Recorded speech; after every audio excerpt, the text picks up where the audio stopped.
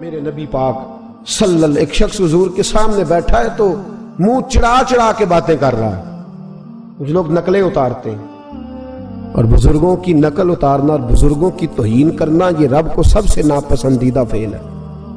توہین کے انداز میں نقل اتارنا تو کہتے ہیں منہ چڑھا چڑھا کے باتیں کر رہے تھے۔ میرے حبیب نے فرمایا نہ ایسے کر، بڑے میٹھے انداز، کیوں اپنے منہ کو بگاڑ رہا، نہ کر۔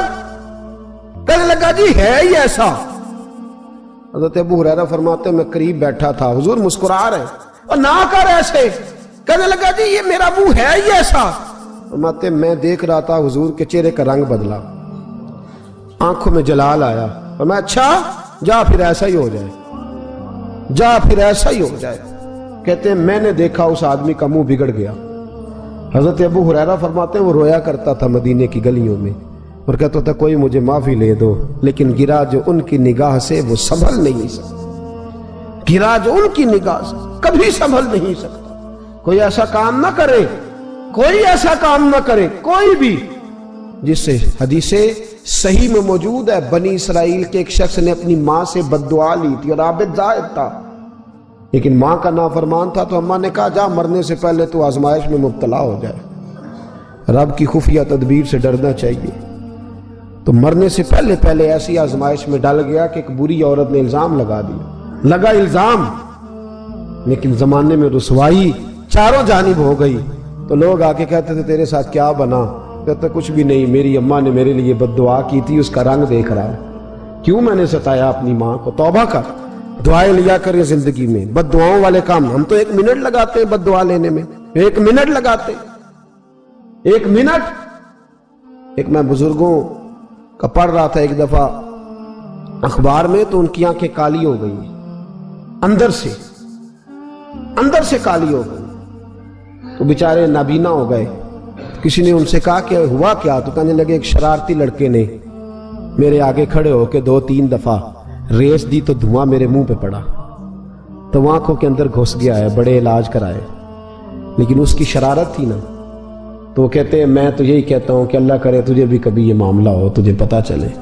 ہم نہیں، باز ہی نہیں آتے، ہم کسی کو تکلیف دینے کا کوئی موقع ہاتھ سے جانے نہیں دیتے۔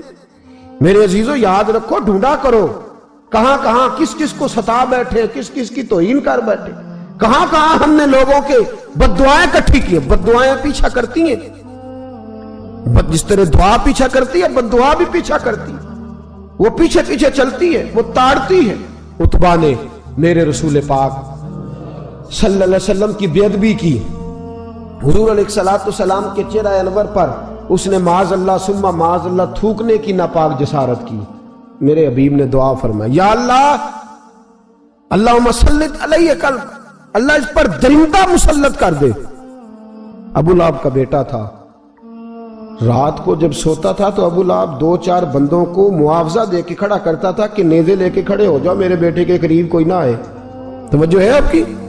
نیزے لے کے کھڑے ہو جاؤ۔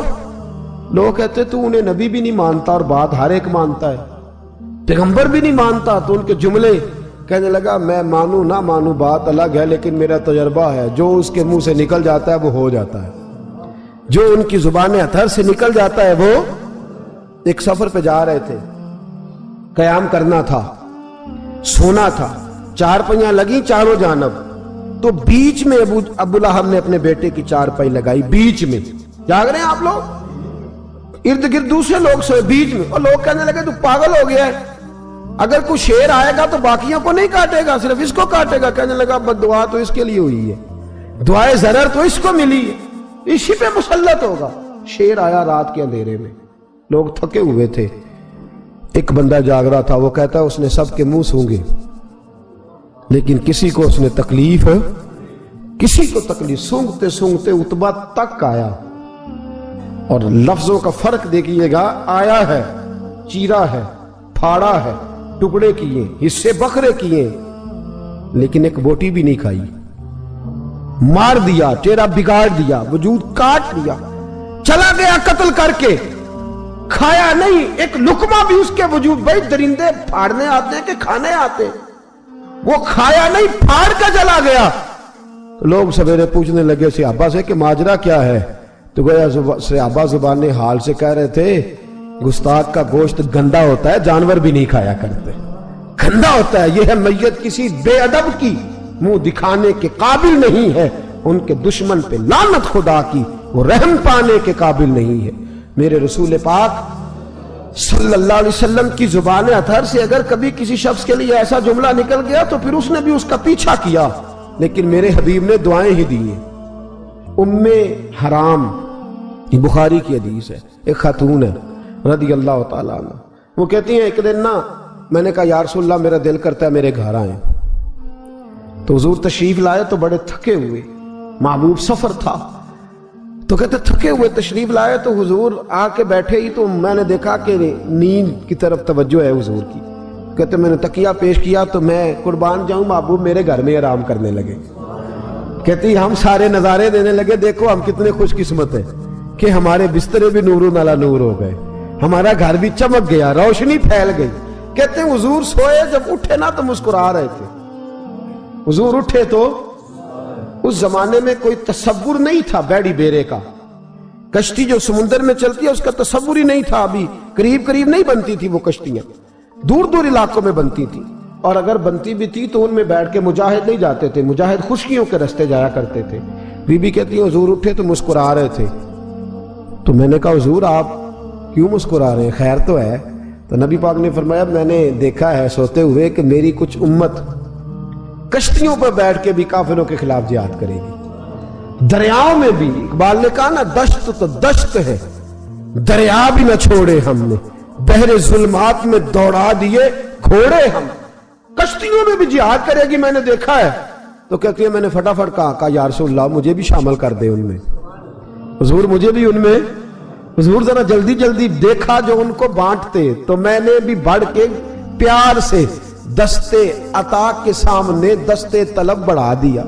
میں نے بھی آگے بڑھ کے کہا حضور تھوڑی خیر ادھر، حضور مجھے بھی شامل کر دے. کہتے پہلے بوڑھی تھی. نبی پاک نے ہاتھ اٹھائے کہ یا اللہ اس کو بھی ان میں شامل کر دے.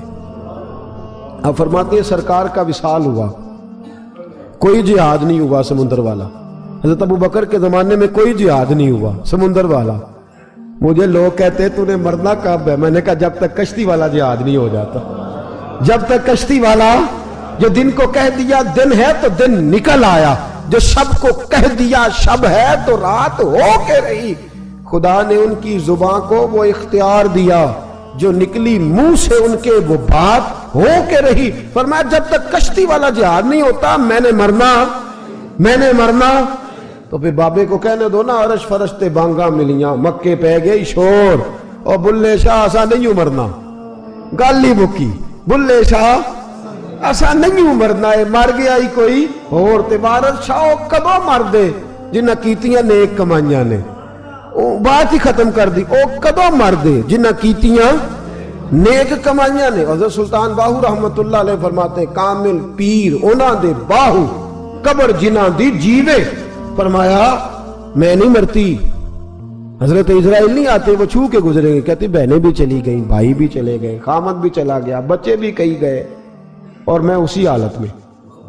حضرت ابو بکر صدیق کا وصال ہوا، حضرت عمر کا وصال ہوا، حضرت عثمان کا گن رہے ہیں آپ لوگ، حضرت ابو بکر کے 2.25 سال، حضرت سیدنا عمر فاروق کے کم و بیش 10 سال، حضرت عثمان غنی کے تقریباً 11 سال. کتنا عرصہ ہو گیا؟ کہتی ہیں کوئی. پھر حضرت علی کے 4.5 سال. بی بی کہتی ہے میں ترو تازہ تندرست کی تندرست لوگ پہ تھے، بی بی تیرے ساتھ والے سارے چلے گئے، تو کب جائے گی؟ تو میں کہتی ساڑھے نبی دی زبان، ساڑھے نبی دی زبان، ساڑھے واسطے قرآن، میں کیسے جاؤں؟ ابھی جہاد ہی نہیں ہوا. کہتے ہیں خلفائے راشدین نے پردہ کیا.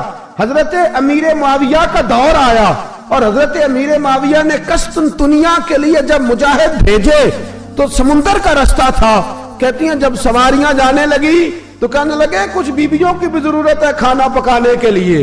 کہتی ہے میں ہاتھ بھی کھڑا کرتی رہی، درود بھی پڑھتی رہی، اور محمد کی صداقت پر شکر بھی ادا کرتی رہی.